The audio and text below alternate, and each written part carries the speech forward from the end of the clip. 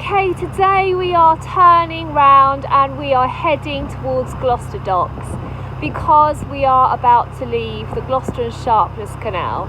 We've been on this canal for nearly 2 months, so it's only 16.5 miles, but there's been so much to do, so much to see, and I completely 100% recommend a visit to this beautiful canal. I really do.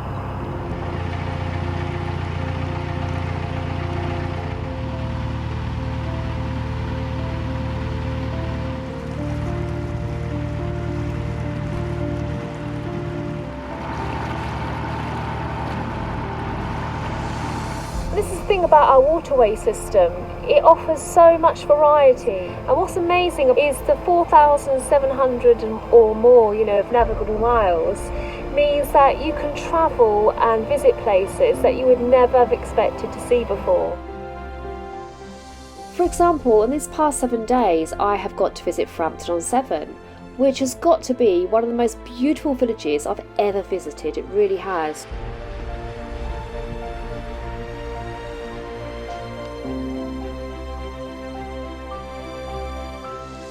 And I was able to repay my thanks to this village by supporting one of its local businesses.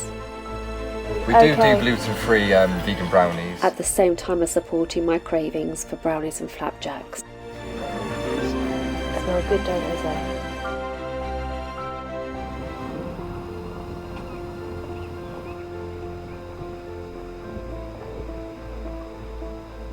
It's gorgeous.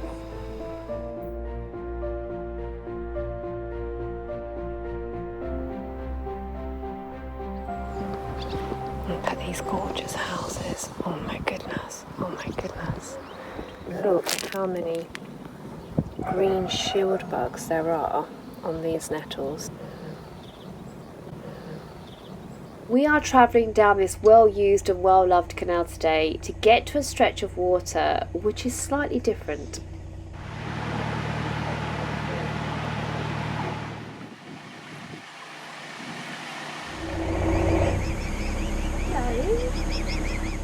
Obviously the canals are really important to me because they're my home. And even before we had a narrowboat, we would walk along a canal system somewhere. Our local canal would often go for a walk there. And when we weren't doing that before we had a narrowboat, we would watch narrowboat vlogs set on the water just to relax and unwind. And I'm not alone. Last year, over 800 million individuals visited the canal towpaths.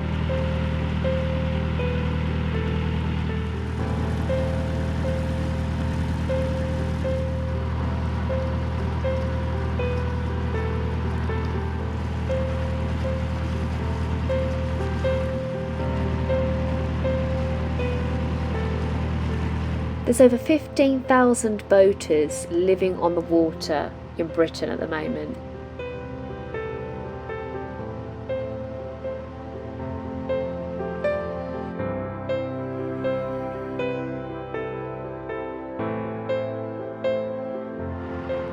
And then there's over 35,000 people with boat licenses.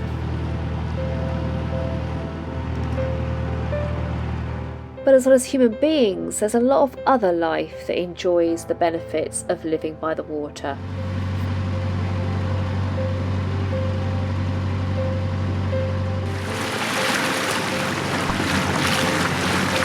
A lot of the canals I've visited have actually become sites of scientific interest and special sites of scientific interest because they are protecting rare aquatic life. They are looking after, declining species like the vole, the water vole, for example.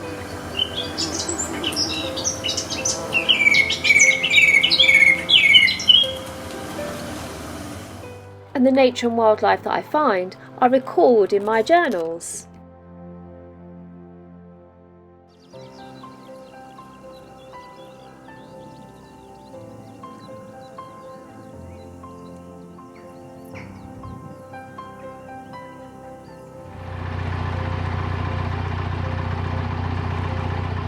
This is the bridge where we got it all wrong, but no, the light is green and we are moving through.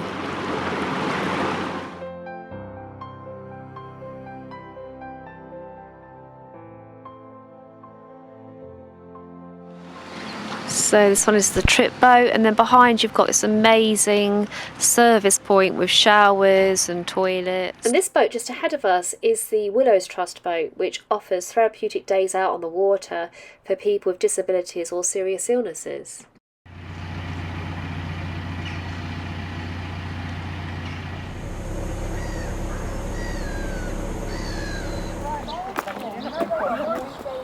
All right, that's good, that's good.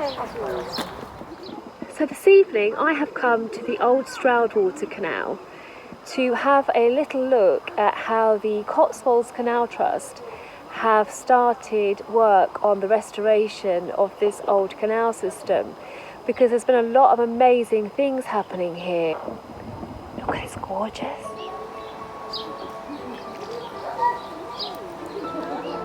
Okay.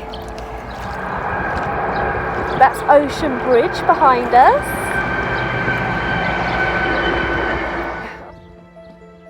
So this evening we're going to row down along phase 1 of the restoration project.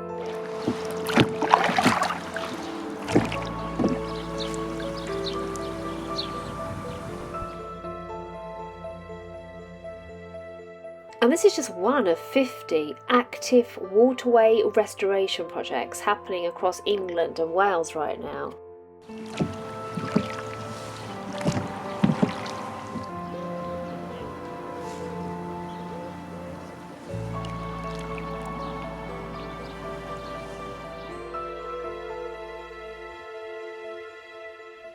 In fact, in the last 23 years, 200 miles of canals have been restored.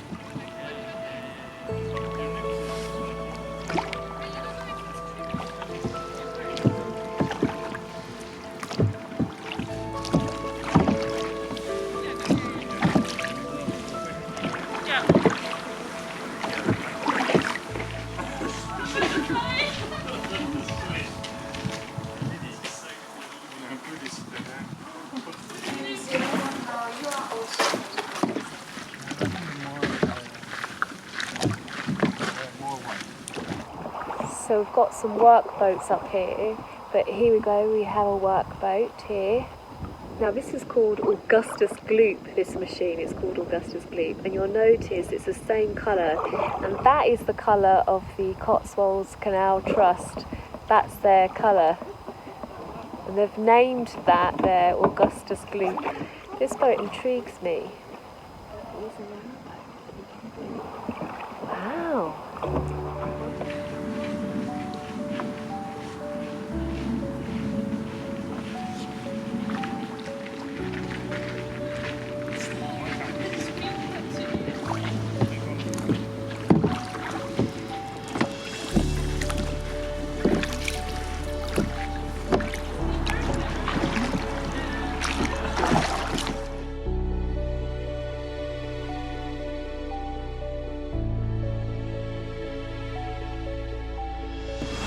There's a gorgeous painting here of fox cubs, or fox with her cubs, owl in a tree, and a narrowboat.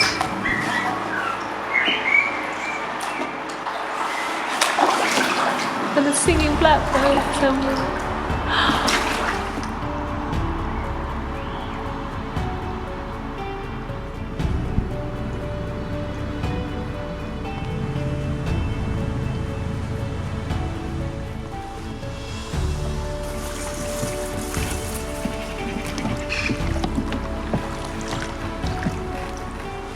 There's plans that this canal could also solve the London and South East's vulnerability to serious water shortages by transferring 300 million litres of water per day from the River Severn to the River Thames.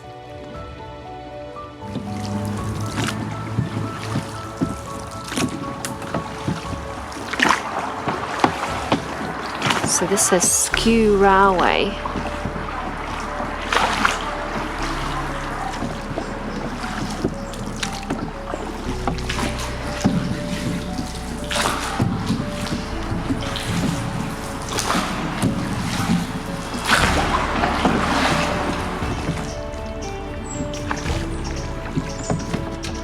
Oh look, this boat's called Zephyrus.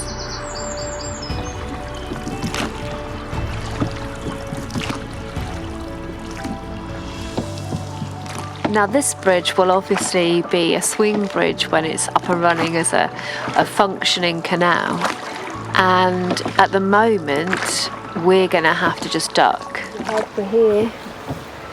So how are we going to do this? Literally.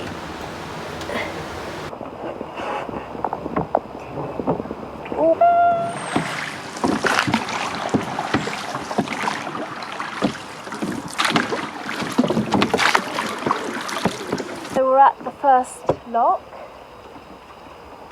We're just going to go and check it out. Of course, we haven't got windlasses. I'm not even sure these locks work. Yep, you jumped. Okay.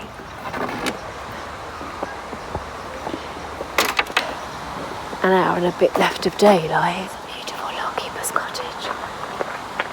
Wow, that's stunning.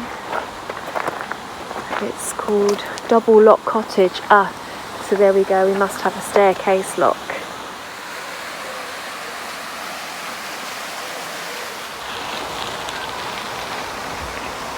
And this really just shows you why canals are so important. Different people come to them for different reasons and get different pleasure from them, but regardless, they provide an amazing amount of happiness and well-being for people. Another thing the Trust has done, it's installed bat boxes and bird nests and wildlife habitats all along the stretch. And in a place called Dudfield, there is a hydroelectric pump which is basically producing electricity, green electricity, for the people in Dudfield.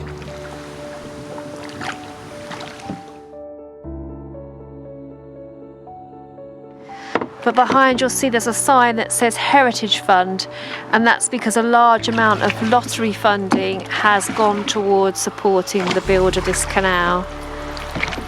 So we're heading towards Stroud now. The water is very, very clear.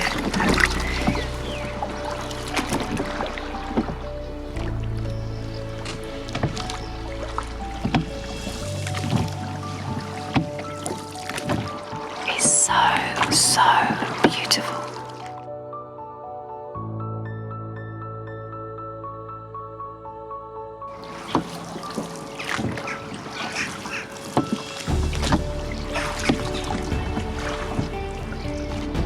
So this is where the big wharfs used to be for obviously the unloading and loading up. This one's called Ebley Wharf, and you can see along here this great big area.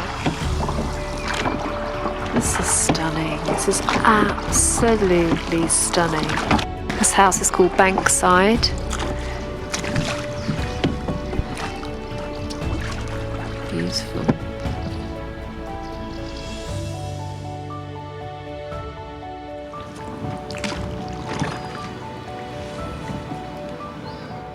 And this is one of the trip boats that takes people out in order to raise money for the Canal Trust. We could carry on here and go to Stroud, but it is getting late and we're worried that we're going to lose light because we do have to row all the way back.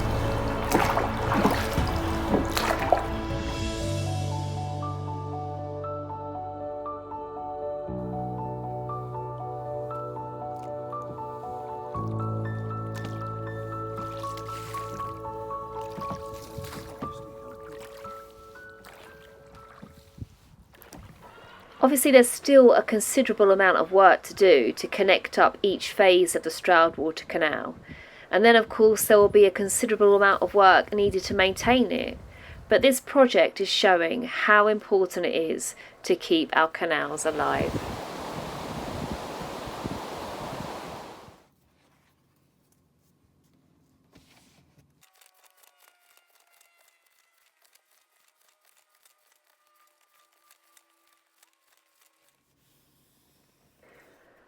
The veins of the loam roam through the heart of places far and wide, from when we tore the land apart, then watered it inside.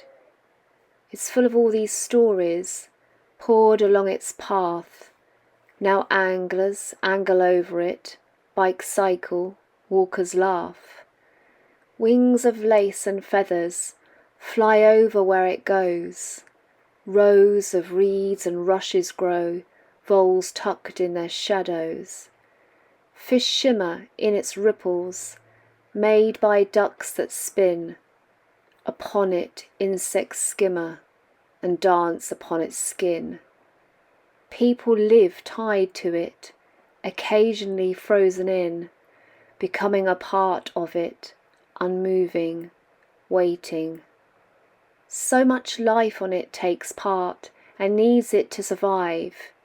Canals are landscape's beating heart, so let's keep them alive.